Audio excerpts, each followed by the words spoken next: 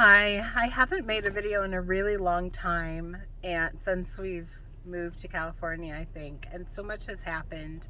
But I really wanted to make one today, um, and talk a little about something that's just so difficult. Um, when we first moved to California, I really wanted another child for a long time, and Ella kept asking for a sibling. And so my husband actually said, yes, like we can try, and we have four. It's not like we haven't been blessed with wonderful children, but sometimes you just really desire something. So that was back last year in June, and I really thought, like, I conceived the first three so easily, and Ella was like 6 months of trying, which at the time I was thinking, oh my goodness, that's such a long time. So we started in June of last year, and then nothing, like month after month after month, and I was tracking my ovulation and everything, and nothing was happening.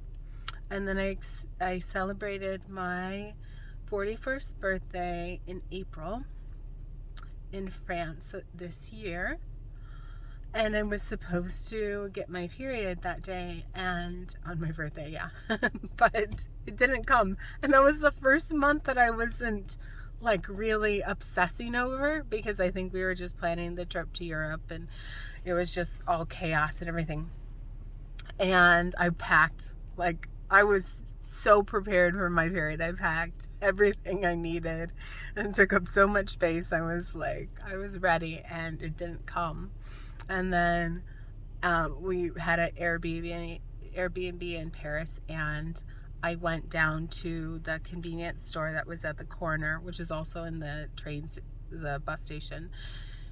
And I bought a pregnancy test, and I was like, okay, if I don't get my period in 2 days, or yeah, something like 2 days, then I'll take the test. And it didn't come, and so I took it, and I was positive. Super excited, because it was 10 months of trying.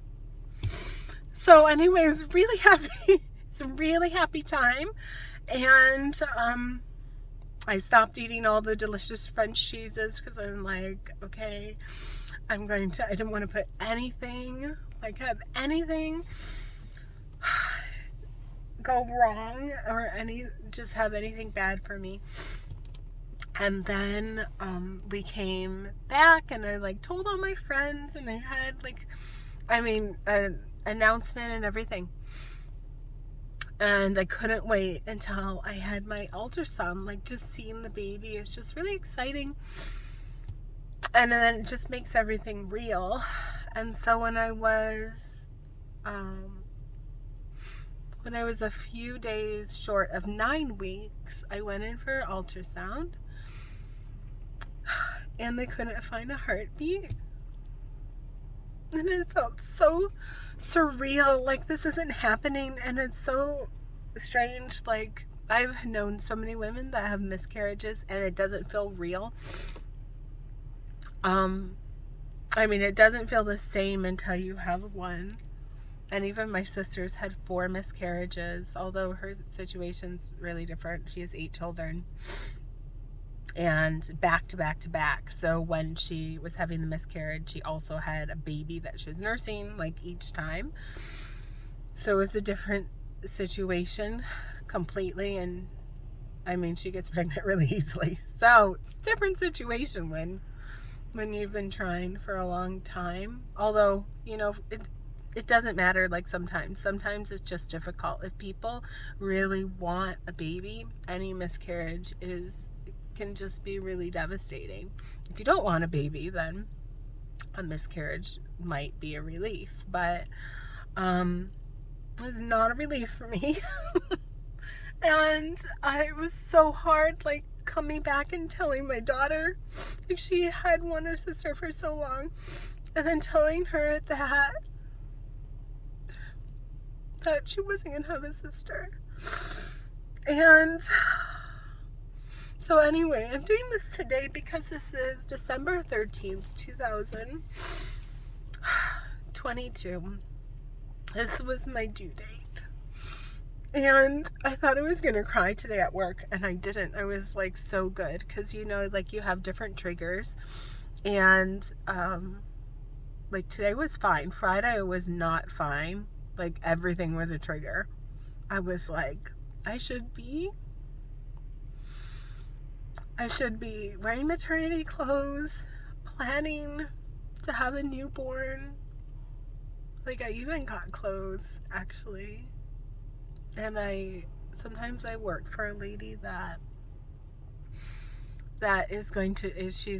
she's trying now to have her third, and she's a lot younger than me, so I'm expecting any day now when I go into work she'll have like some happy news, which is exciting because like I'll be able to care. I only work for them on Thursdays, but I'll be able to care for the baby, and so that is exciting. But I'm keeping the clothes for her because I feel like she'll have a girl. At least I hope she'll have a girl, because if not, she'll have 3 boys like I did, which is fine too.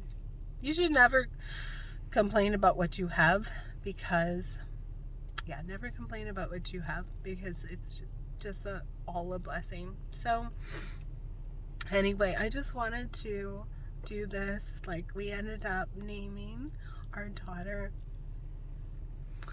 Olivia Linda Rose,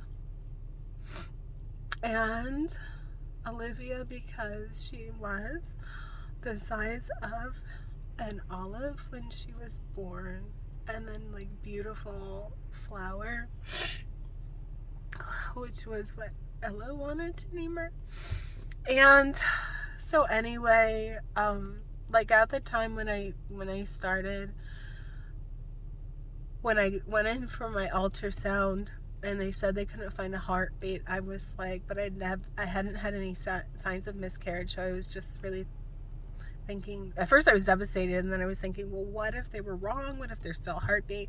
And like I found other YouTube videos that talked about it, not a lot, but that talked about it.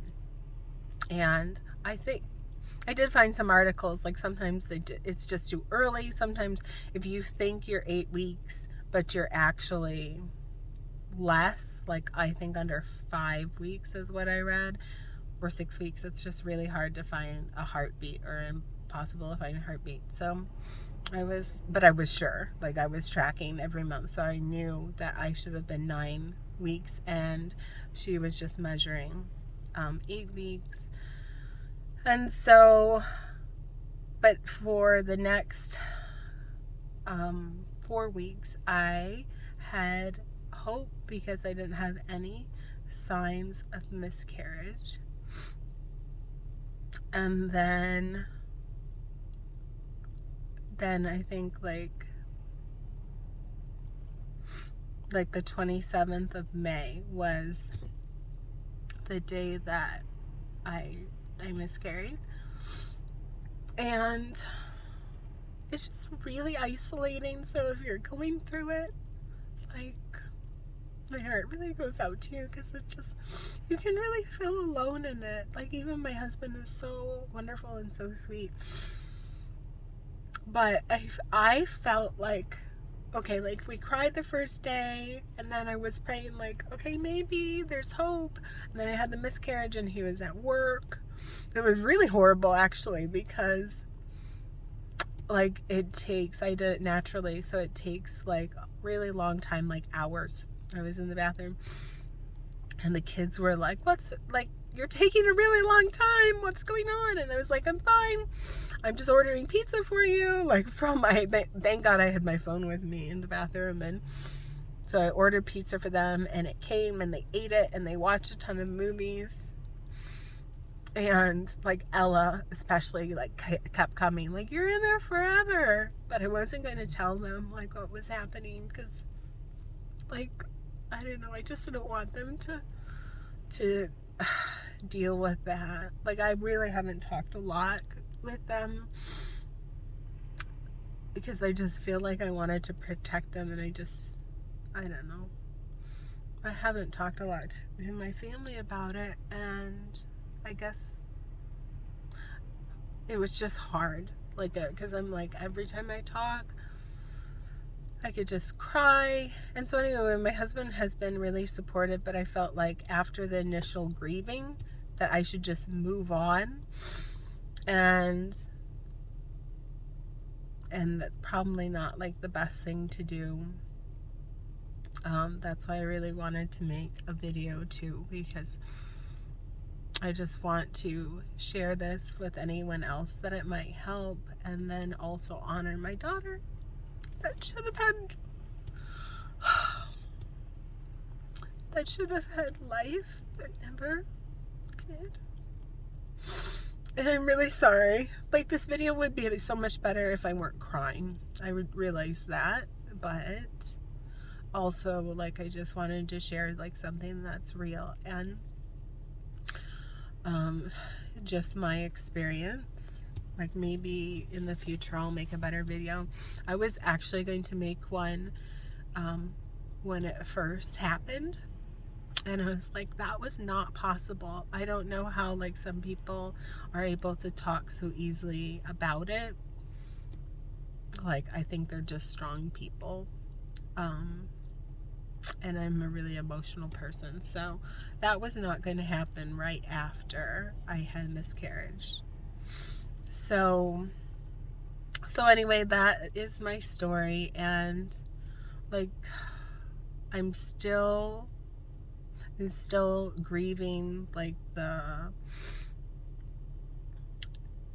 mean, 8 months have passed now, and it's still really difficult, and I don't know when it's going to be easier. Like, sometimes it feels like it's never going to get easier. Sometimes I feel like nothing good will ever happen again. And a lot of people ask me that, oh, are you going to start trying right after I had a miscarriage? That is like a horrible question to ask someone. At least for me, it's like, I don't know, if you have it's just something really bad happens, like, are you just going to do something to make it all better and make you can't just do something to make it all better. And I think it's just a process of grief and everything. And I don't know, I just wanted to share all of this. And a lot of things have happened this year. I guess I could say like good things have happened this year, but sometimes it's hard to see the good things when something really devastating has happened. And I feel like in the future, like, I'll probably just be really grateful for everything that happened. Like, I have such a great job, and I've been doing more writing. I have my book, Just Josephine, Age 15, that was just released on Friday, and it's available on Kindle, and I'm really happy about that. I love my book series, and I love writing. And then I started writing a new story for Bella, which is really new to me too. It's not to be confused with Vellum, which I use to write my books, but Bella from Kindle. And Ella and Alan got an agent. We moved from Michigan to California, and not so they could do modeling or be on television, but just to be close to family.